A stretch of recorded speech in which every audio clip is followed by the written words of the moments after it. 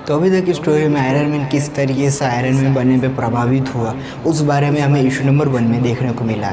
लेकिन अब जो इशू आ रहा है मतलब इशू नंबर 2, तो उसमें आयरन मैन की कुछ फाइटें हमें देखने को मिलेगी। जी हाँ, इसके पहले की वीडियो में एक भी आयरन मैन की फ़ाइट हमें देखने को नहीं मिली थी, लेकिन इस वीडियो में मतलब कि इस इशू में सेकंड इशू में मतलब कि आई एम आयरन मैन 2 के सेकंड इशू में हमें देखने को मिलेगी आयरन मैन की फ़ाइट। और इस कॉमिक के हमें 2011 की है, लेकिन ये कॉमिक्स असली में 2005 में रिलीज़ हुई है, लेकिन एडिशन ये 2011 में रिलीज़ हुआ, इस वजह से इसकी डेट 2011 की है। तो बिना वक्त गए आज का वीडियो शुरू करते हैं, क्योंकि ये वीडियो काफ़ी लंबा हो सकता है, क्योंकि हम कोशिश कर रहे हैं कि ये 34 पेज नंबर की पूरी कॉमिक इसी वीडियो में पूरा कर दें। तो मेरा नाम है अफान शेख और आप लोग देख रहे हैं मेरा यूट्यूब चैनल अफान कॉमिक्स। तो बिना वक्त गए आज का वीडियो स्टार्ट करते हैं। तो ये कॉमिक है बेस्ड ऑन हिट मूवी, मतलब आयरन मैन 1 बेस्ट मूवी।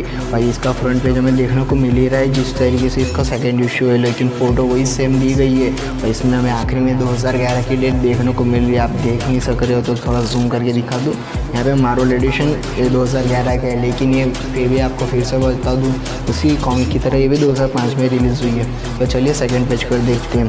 तो यहाँ पे स्टार्क अपनी पार्टी में पहुँच चुका होता है जब बिन बुलाए मेहमान की और खुद की पार्टी खुद का खर्च, लेकिन खुद को बुलाया नहीं गया। भाई खुद अचानक पहुंचना तो पड़ेगा ना, थोड़ा मज़ा आना चाहिए। तो वहाँ पे काफ़ी सारे मीडिया वाले उसे स्वागत करते हैं, लेकिन सबको इग्नोर करके आखिर में जाता है। तो फिर अंदर पार्टी के अंदर एंटर करता है, लेकिन वहाँ पे हमें देखने को मिलता है ओबेडिया, जो कि बोलता है लुक हियर, ये आ गया साला नहीं। तो यहाँ पे टोनी स्टार्क पार्टी के अंदर एंटर करते हैं, हमें देखने को पहली झलक मिलती है पेपर पॉट्स की, जो कि एक ब्यूटीफुल ड्रेस में है।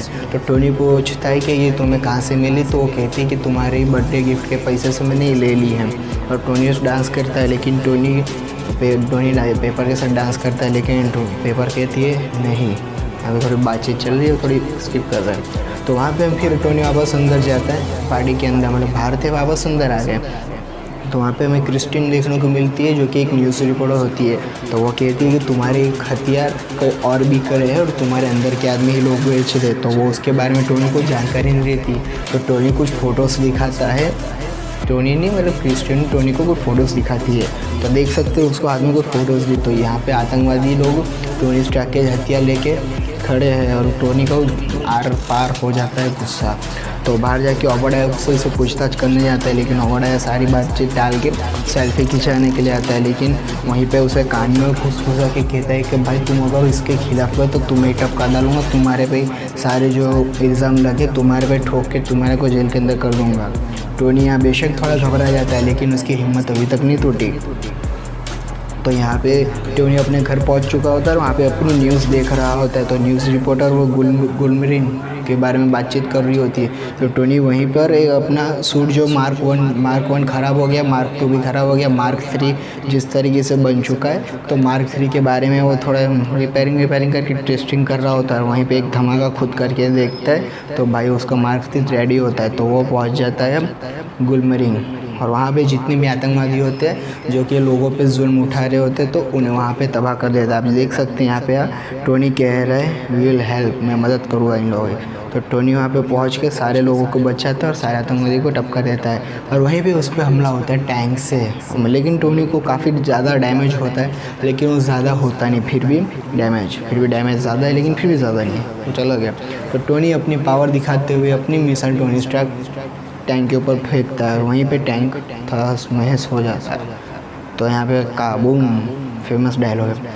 तो टोनी रिटर्न अपने घर जा रहा होता है, तो वहीं पे एयरफोर्स 2 से उसको लगता है कि कुछ अलग हथियार कुछ अलग चीज़ उड़ रही है। तो एयरलाइन को उनको लगता है कि कोई और है, तो उसकी जगह टोनी स्टार्क मतलब कि जो मार के वो लोग को एयरलाइन को लगता है कि कुछ और है। तो वहाँ पे उस पर हमला करने के लिए 2 फाइटर प्लेन भेज दिए जाते हैं। लेकिन वहीं पे हमें देखने को मिलता है कि जो रोडी है टोनी को फ़ोन लगा रहा है, लेकिन टोनी उसकी बात कट कर देता है और वहीं पे टोनी उन प्लेनों से, तो यहाँ पे भी टोनी के ऊपर हमले होते हैं इसके अगले पेज पे। तो यहाँ पे टोनी पे उस जो फाइटर प्लेन्स होते हैं तो वो उस पर मिसाइल से हमले करते हैं, लेकिन टोनी भी कुछ कम नहीं होता। तो उसकी अपनी स्पिन मिसाइल्स होती है, तो वो उन लोगों यानी जो मिलिट्री वालों पे उन पर छोड़ के तबाह करता है। लेकिन वहीं पे टोनी पे एक बॉम्ब लग जाता है और वो उसी प्लेन की कार्गो को पकड़ के उड़ने लगता है। लेकिन वहीं पे रोडी पूछता है कि ये आखिर तुम उसके बारे में कुछ जानते हो कि ये भला कौन सी है? तो टोनी कहता है कि वो खुद मैं ही हूँ। तो सॉरी भाई, ये नॉइज़ के लिए ऐसी ट्रेन व्रेन आती रहती है यहाँ पे। तो इसके अगले पेज में टोनी पे हमला हो जाता है। तो टोनी को वो देख लेता है कि वो कोई प्लेन नहीं, वो आदमी है। लेकिन वहीं पे वो प्लेन, उस प्लेन को यानी जहाँ पे टोनी है उस पर फायरिंग करता है और वो टोनी को गोली लगने की बजाय वो प्लेन को लगती है और वो प्लेन नीचे गिर जाता है। तो वहाँ पे सारे आर्मी वाले उसको बोलते का वो उसका जो जेट पैक है वो खोलने को, लेकिन उसका जेट पैक खुलता नहीं। तो वहीं पे टोनी आके आयरन मैन मतलब कि उसका जो कार्गो गनी जो जेट प्लेन होता है वो उसको खोल देता है, उस आदमी को वहीं से बचा लेता है। और वहाँ पे जो टोनी था वो उसे रोडी को कहता है कि भाई इसके बारे में किसी को बताना नहीं। तो जहाँ पे रोडी का एक कॉन्फ्रेंस होता है, मतलब मीडिया वाले उससे सवाल पूछे थे, तो वहीं पे टोनी कहता है कि ये, यानी रोडी कहता है कि ये बस एक हमारा फाइटर प्लेन का एक ट्रेनिंग थी, इसके सिवा ये कुछ भी नहीं था। तो इसके अगले पेज में हमें ये सारी न्यूज़ हमारी पेपर बॉक्स देखने को मिलती है।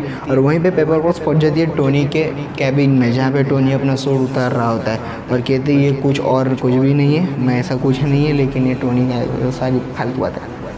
तो वहाँ पे हमें गुलवरी में फिर से देखने को मिलता है कि आतंकवादी, क्या नाम उसका यार, फिर से ओबेडाया को बुला के उसका सूट दिखाते हैं जो टोनी का मार्क 1 था, उन लोग को मिल जाता है मार्क 1 का किसी न किसी। तो दोनों के भी सौदा करता है। तो लेकिन ओबेडाया रहा चालाक, तो उस आतंकवादी को वहीं से उसको सुला के पैरालाइज करके वो सूट उसके सारे आदमियों को मार के वहाँ से उसका सूट लेके निकल लेता है। यहाँ पे टोनी पेपर बॉक्स यानी अपने घर में उसका अपने जो मार्क 3 है उसे रिपेयर कर रहा होता है। वहीं पर पेपर बॉक्स बोलती है और कहती है कि तुम ऐसा सब मत करो, पेपर्स करती है। तो टोनी कहता है ये सारे मेरी मजबूरी है और ये सारी डिटेल ये सारे ओबेडाया की वजह से हो रहा है। तो उसे कहते हैं कि ये पेन ड्राइव लो और उस ओबेडाया के कंप्यूटर में जाके डाटा देख लो। तो वहाँ पे पेपर बॉक्स पहुँच जाती है ओबेडाया के कैबिन में। तो वहीं पे टोनी का जो वीडियो रिकॉर्ड हुआ होता है आतंकवादियों का, तो वो ओबेडाया के ऑफिस में देखने को मिलता है। तो पेपर बॉक्स वो वीडियो कॉपी कर लेती है, वहाँ पे ओबेडाया फिर से पहुँच जाता है। तो वहाँ से कुछ नहीं कर रही ऐसा करके भाग जाती है। लेकिन ओबेडाया वो शक जाता है, तो चेक करता है उसकी फ़ाइल, तो वहाँ पे उसकी फ़ाइल नहीं होती। तो वहाँ पे एजेंट कॉटसन को पेपर बॉक्स लेके निकल लेती है और वहीं पे टोनी को पेपर बॉक्स का फ़ोन आता है। तो यहाँ पे फिर से टोनी ओबेडाया की इधर ओबेडाया पहुँच जाता है और उसे जिस तरीके से आतंकवादी ने पैरालाइज़ किया था उसी तरीके से सेम टोनी को भी इधर वो पैरालाइज़ कर लेता है और उसके छाती में से जो उसका आर्क रिएक्टर है वहाँ से निकल जाता है। और वहीं पे पेपर बॉक्स आखिरी में रोडी को फ़ोन लगा के कहती है कि ओबेडाया टोनी के घर जाओ, उसे बचाओ क्योंकि उसकी जान खतरे में है।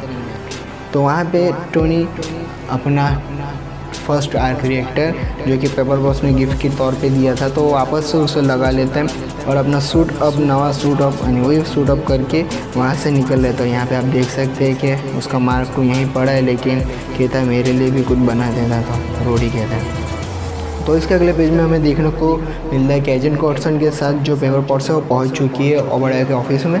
तो वहाँ पे उसे आयरन मैन का मेरा टोनी स्टार्क का मार्क 1 देखने को मिलता है और वहीं पे बड़ा सा एक आयरन मैन जैसा आयरन मॉन्गर निकलता है और वो उधर पेपर बॉक्स को पकड़ता है जो कि होता है खुद ओबेडाया। तो यहाँ पे पेपर बॉक्स को फ़ोन करती है टोनी को और वहीं पे बड़ा सा वो जो है आयरन मॉन्गर वहाँ से निकल के पेपर बॉक्स को दे जाता है। लेकिन वहीं पे पहुँच जाता है हमारा आयरन मैन और उसे आयरन मॉन्गर को वहीं पे एक पंच मार देता है। तब आयरन मॉन्गर ने आयरन मैन दोनों की फाइटिंग चल रही है। तो थोड़ी बहुत कार्गो ऐसे आयरन ब्लास्टर सिस्टम में देखने को मिल रहा है। आयरन मैन के सूट की कितनी पावर है वो हमें देखने को भी यहाँ पे मिल रही है कि किस तरीके से उसने अपने चेस्ट पे एक कार को उचक लिया। मैं फिर से कह रहा हूँ सॉरी फॉर दिस नॉइस।